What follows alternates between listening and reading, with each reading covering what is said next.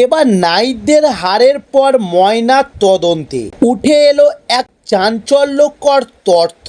তবে কি সেই তথ্য সেটা জানার আগে আমাদের চ্যানেলে নতুন হলে চ্যানেলটি সাবস্ক্রাইব করে সঙ্গে থাকুন। চলুন শুরু করি। পাঞ্জাবে মল্লানপুরে লজ্জার হারের সাক্ষী থেকেছে কলকাতার নাইট রাইডার। পাঞ্জাবের 111 রান তাড়া করে কলকাতা মাত্র 95 রানে অল আউট হয়েছে। তারপরই এই ম্যাচকে ঘিরে তুমুল চর্চা হয়েছে যে নাইট তারকা সুনীল নারিন এবং অ্যান্ড্রিক নোকিয়ার ব্যাট নিয়ে।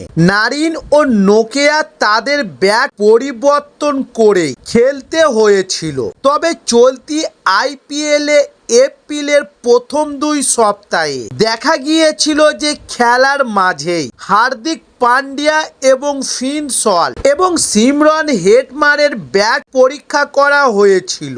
ব্যাটের মাপ নিয়ে সন্দেহ হয়েছিল আম্পায়ারদের। তারপরই পরিমাপক যন্ত্র দিয়ে